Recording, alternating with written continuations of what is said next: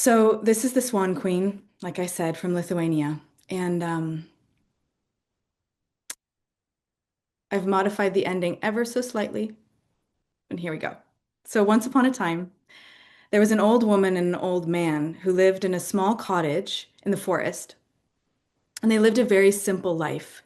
They spent each day going out into the forest, gathering kindling for their fire, clearing brush, tending to their beehives there in the trees, and going out to their garden in a clearing to tend their plants.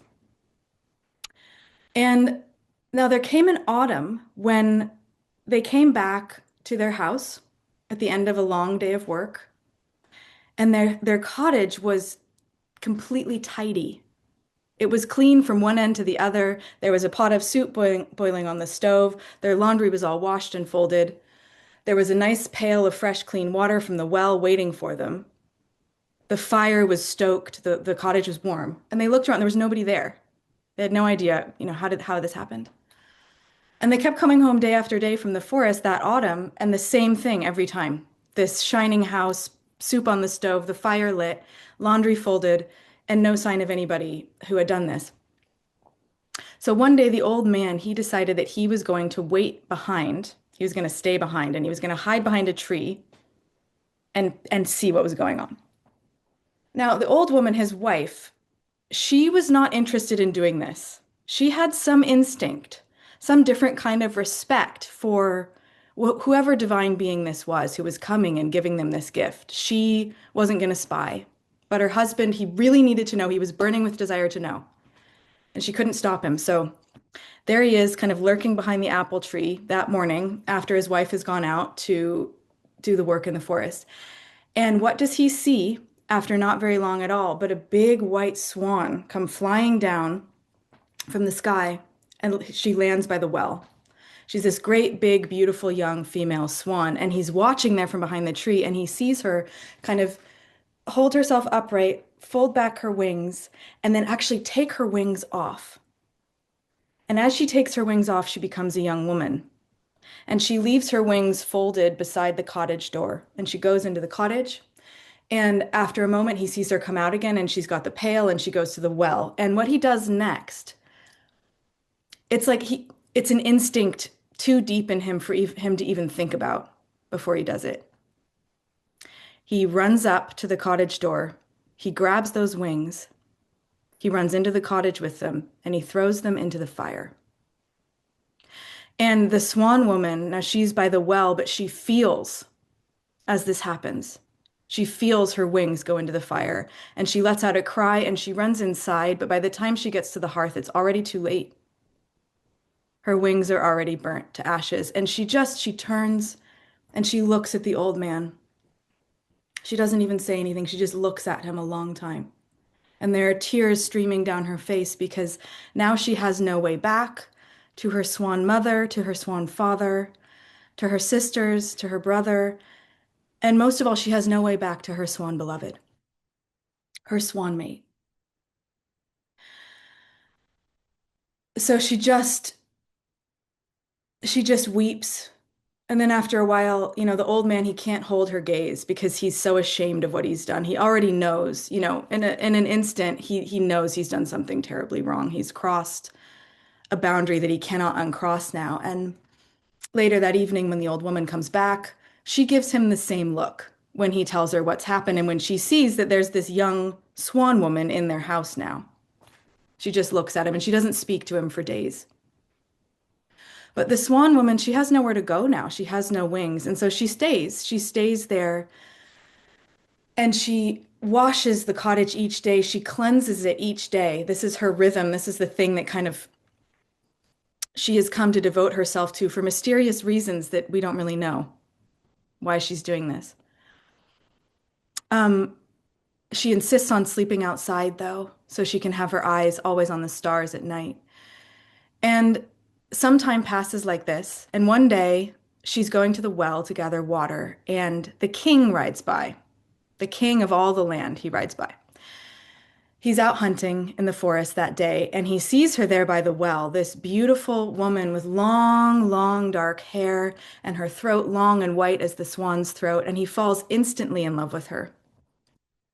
Instantly, he desires her more than he's ever desired anything in his entire life. He has to have her as his wife. So he goes to the cottage of the old man and the old woman, and he says, "I'll give you any amount of gold at all, if you will just give me the Swan Maiden, please, as my wife. I want to make her my queen." And the old woman and the old man, he offers them so much gold. It's enough gold that they could buy their own castle and never have to work a day again in their lives. And it's impossible for them to refuse this. And what's more, the Swan Maiden, the longer that she's just a woman, she's just been a woman, no longer with her swan wings, she's forgotten. She's almost forgotten her life as a swan. And when she sees the king, something sparks in her too. He's a handsome young man. And though the look in his eyes is pretty intense and pretty grasping, there's a kindness beneath it.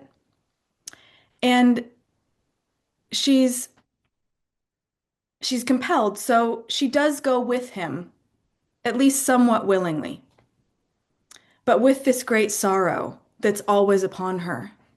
She goes with the king, the Swan Maiden, she goes with the king back to his castle, um, and marries him. And soon after this, she conceives a child.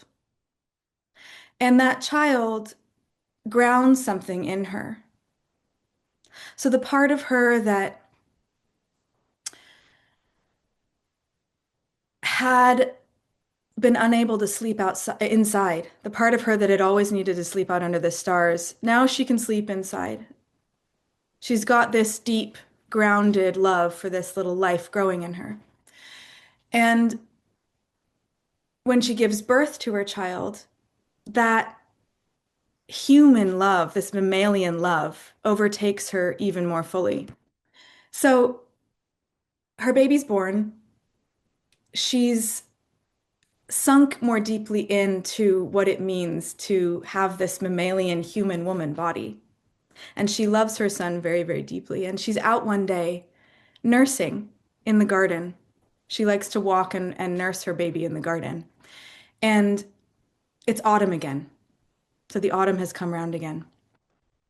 And she's out there and she hears this sound, this familiar sound that she'd almost forgotten. And it's the sound of swans calling. And flying over her is a flock of swans, and they fly very low over her in the garden. And she looks up, and there's a big male swan there, and it is her father swan. It's her father.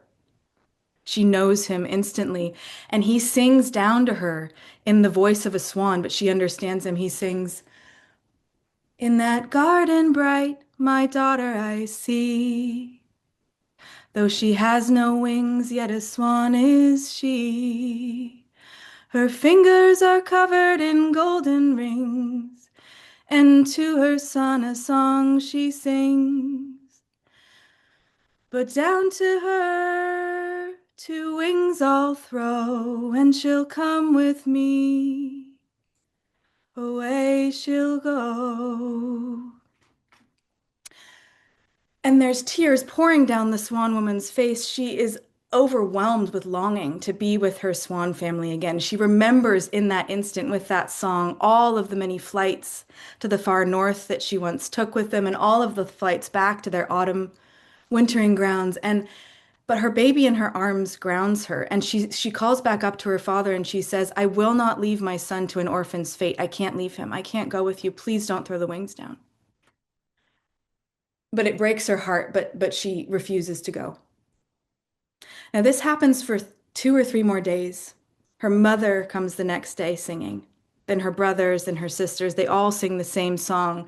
They offer these wings down to her, and each day she refuses them. But finally, on the last day, when the linden leaves are just starting to fall from the trees, so autumn has really arrived, her beloved, her swan mate, he flies over.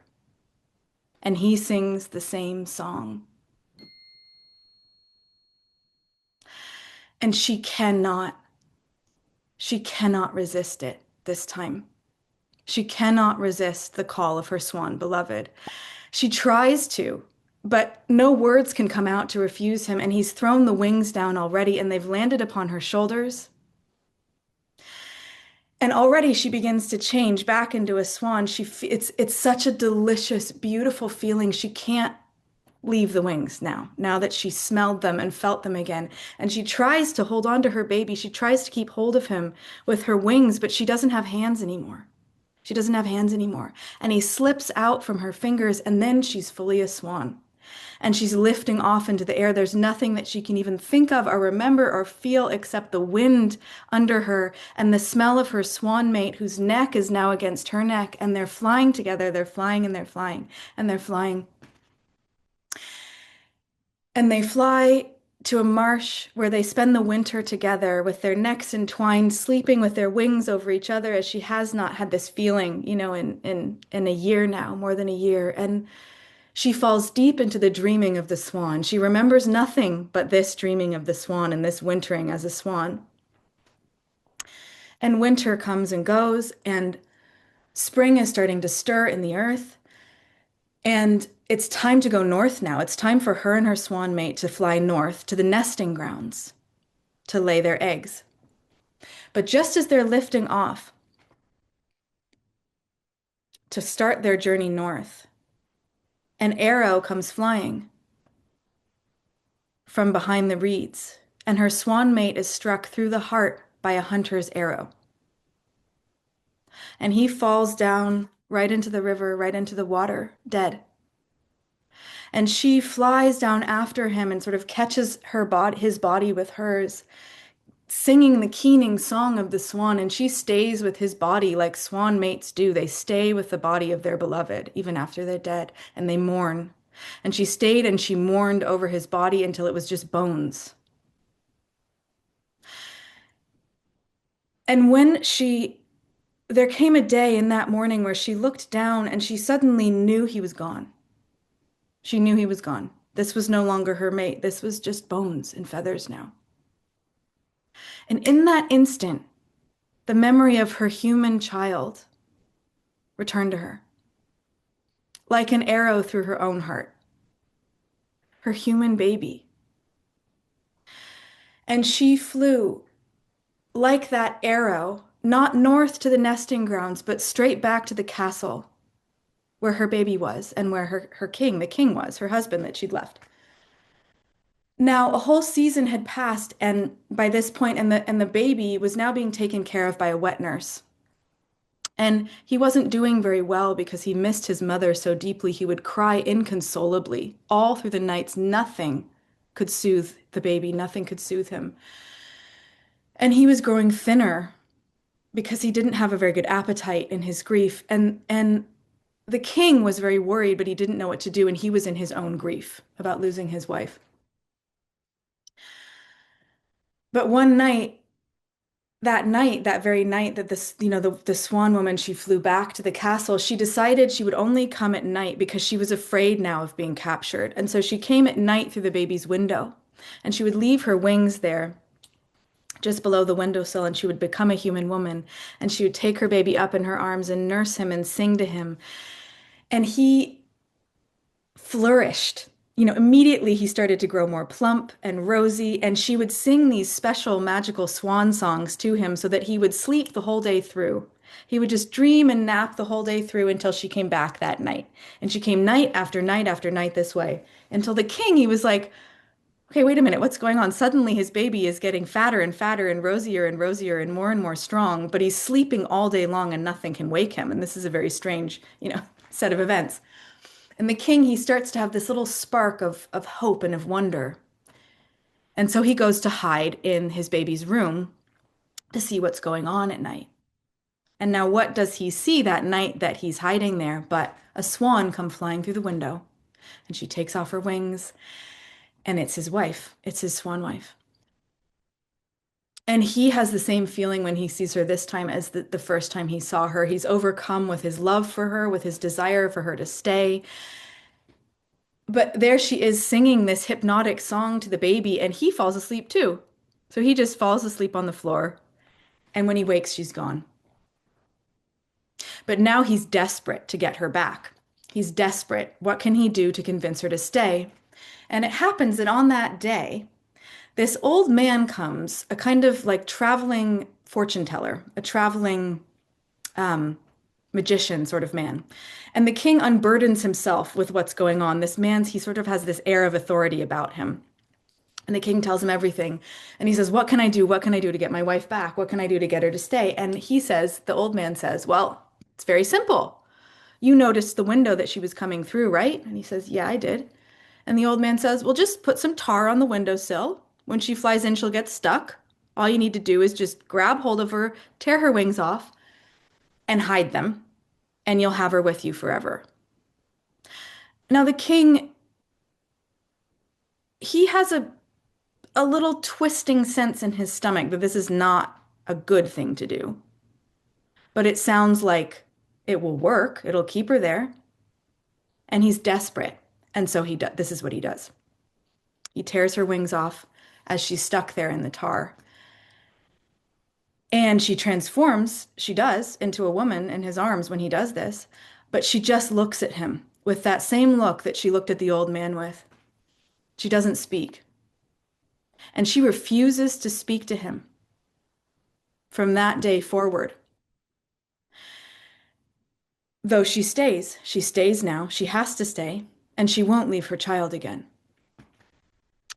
And the king, he's now very, very knotted up in himself. All he wants is for her to speak to him. And also, all he wants is to be able to find the right words within himself to be able to tell her what he feels and why, and just what can he do, to make her happier. Of course, the one thing he could do, give her wings back, he can't do. He can't do it. He's frozen. He can't do it. So time passes again, and their little boy is now walking.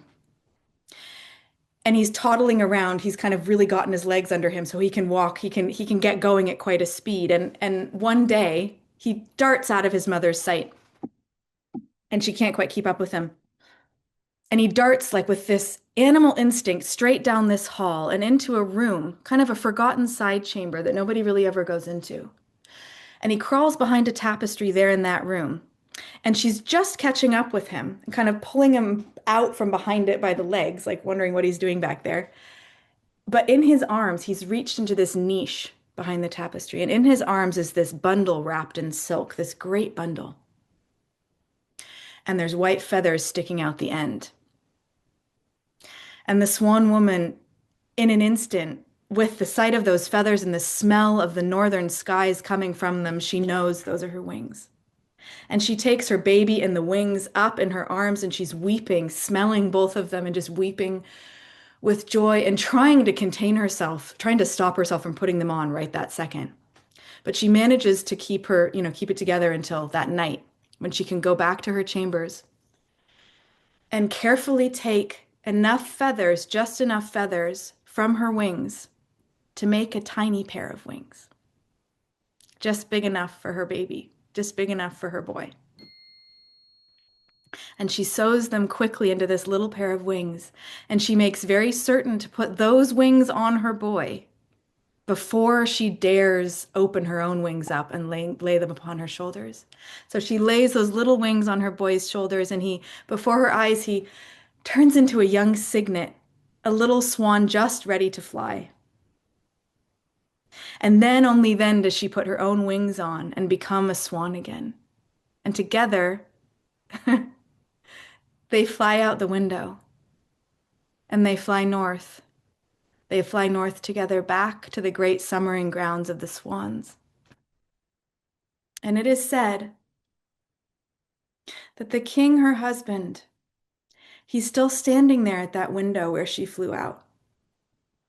He's still standing there, longing for her with his whole being, and wishing with his whole being that instead of stealing her wings, he had asked her to throw down a pair for him too.